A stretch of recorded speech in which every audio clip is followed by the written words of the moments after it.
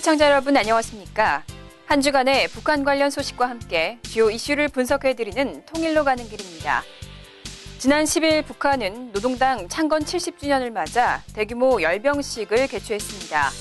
총 2만여 명의 군 병력이 참가해 대규모 퍼레이드를 펼쳤고 북한 주민들도 10만 명이 동원됐습니다. 북한은 10월 10일 노동당 창건 70주년을 맞아 평양 김일성 광장에서 김정은이 참석한 가운데 약 3시간 동안 사상 최대 규모의 열병식을 개최했습니다.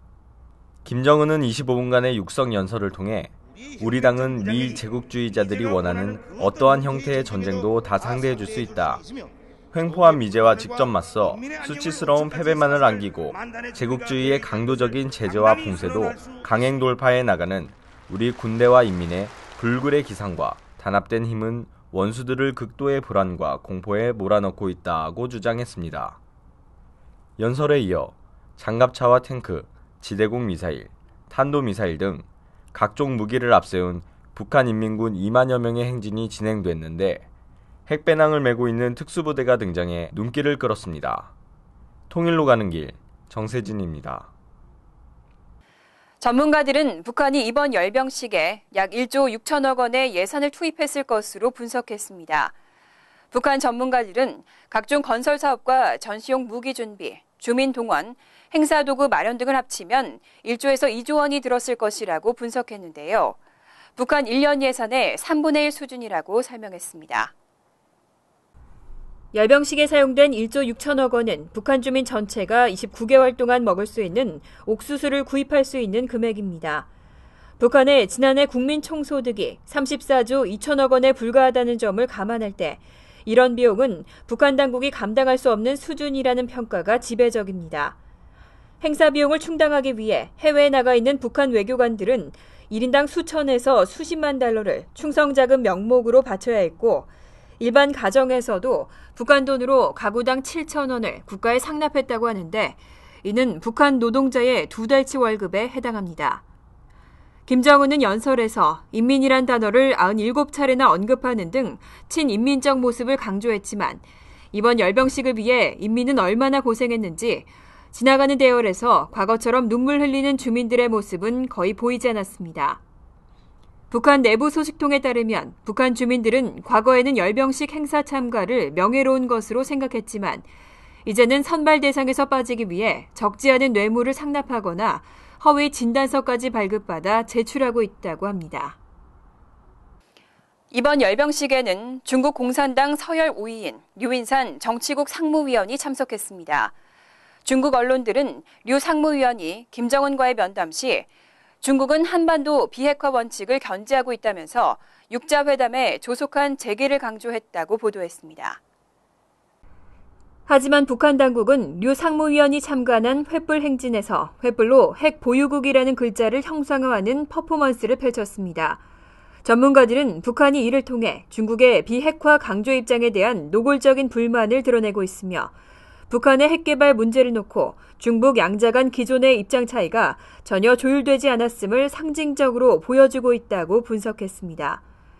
또한 북한은 과거와는 달리 시진핑 중국 국가주석의 노동당 창건 70주년 기념축전을 노동신문 4면에 보도하는 등 중국을 무시하는 태도를 취했습니다. 한국에서 종북 콘서트 논란으로 추방됐던 재미동포 신은미 씨는 이번 북한 열병식의 홍보에 적극적으로 나섰습니다. 10월 8일부터 2주간 북한을 방문하고 있는 신은미 씨는 자신의 SNS에 대동 강변을 산책하고 맥주를 마시는 사진을 올렸습니다. 현재 한 인터넷 매체의 시민기자로 활동 중인 신 씨는 자신도 시민기자니 열병식 취재기자를 하게 해달라고 요청해 북한 당국이 이를 받아들였다고 전하면서 노동당 창건 70주년을 맞아 평양에서 열리는 여러 행사들의 모습도 함께 전하겠다고 밝혔습니다.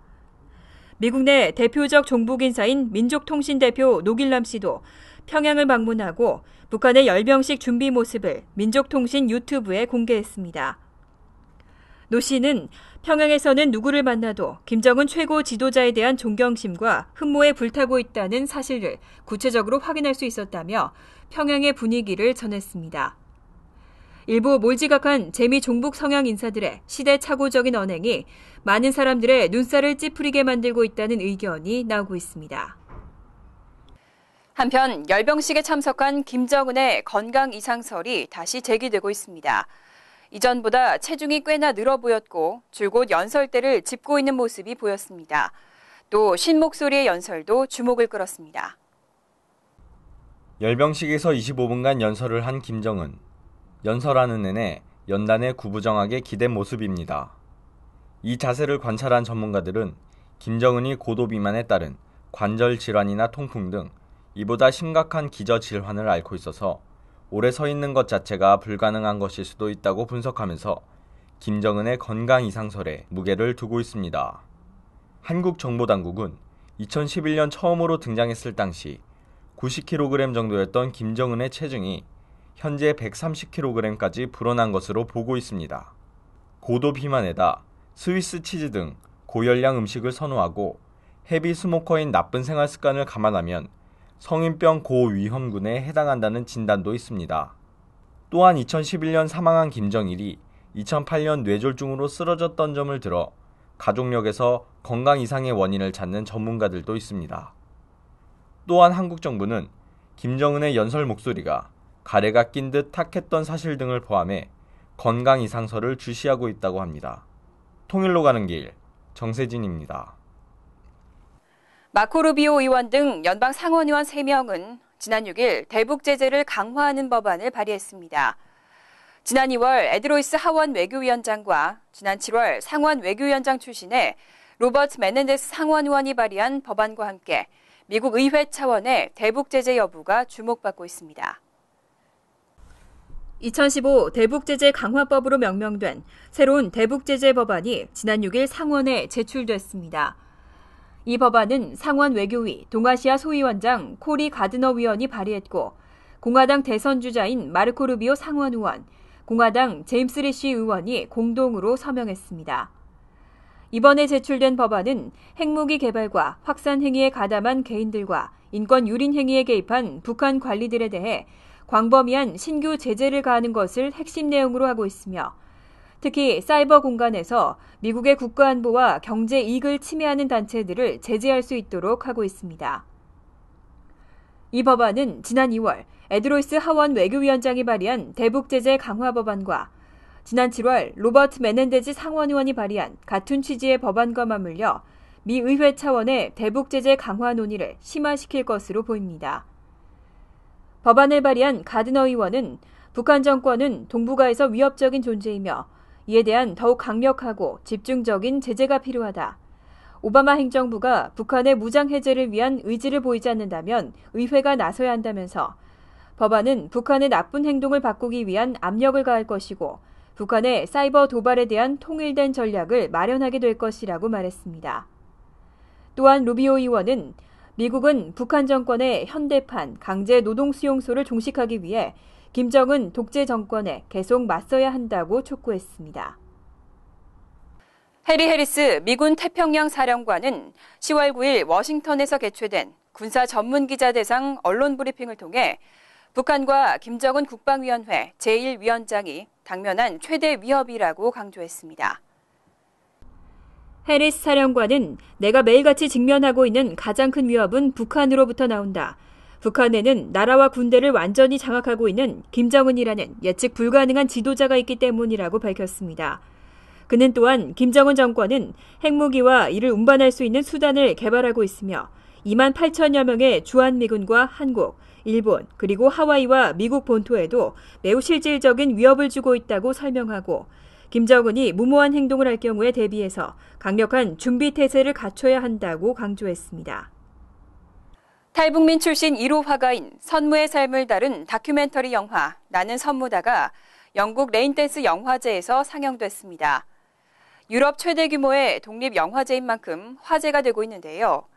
선무는 경계선이 없다는 뜻으로 휴전선이 없어지기를 바라는 마음에서 화가 스스로 선택한 가명이라고 합니다. 북한에서 대남 선전물을 그리는 화가로 활동했던 선무는 1998년 두만강을 건너 탈북한 이후 수년간 중국, 라오스 등을 떠돌다가 2002년 한국에 입국해 홍익대에서 6년간 미술을 공부하고 현재는 북한 체제 및 사회를 풍자하는 작품 활동을 하고 있습니다. 나는 선무단은 지난 10년간 60여 개의 국가의 가난과 아름다움, 갈등에 대한 이야기를 소재로 다큐멘터리 영화를 만들어 온 미국의 애덤 쇼버그 감독이 제작했으며 2014년 7월 선무가 중국 베이징의 한 미술관에서 북한 관련 미술품 전시회를 열기로 한 4주 전부터 전시회 준비 과정과 그의 작품 세계를 카메라에 담고 있습니다. 그러나 선무가 의욕적으로 준비했던 전시회는 개막 당일 중국 공안과 북한 측의 방해로 무산되고 맙니다. 중국 공안 요원들이 미술관 입구를 원천 봉쇄하면서 개막식은 열리지 못했고 대형 플랜카드와 작품들도 철거당합니다. 선무를 찾아내려는 공안의 수사가 이어지면서 선무의 가족과 친구들, 전시회 관람객들이 어려운 상황에 처하는 등 팽팽한 긴장감이 흐릅니다. 이 다큐멘터리 영화는 지난 9월 한국에서 개최된 제7회 DMZ 국제 다큐멘터리 개막작으로 선정되기도 했습니다. 통일로 가는 길, 정세진입니다. 한 주간의 북한 관련 소식과 함께 주요 이슈를 분석해드리는 통일로 가는 길, 오늘 첫 시간이었는데요. 미주 한인 동포들이 북한 바로 알기를 통해 안보의식을 더욱 굳건히 했으면 합니다. 또 한인 2세들이 북한의 통치와 비민주적 요소에 대한 정확한 비판의식을 갖고 다가올 통일시대의 주역으로 성장하는 데 도움이 됐으면 합니다. 다음 주에 다시 뵙겠습니다.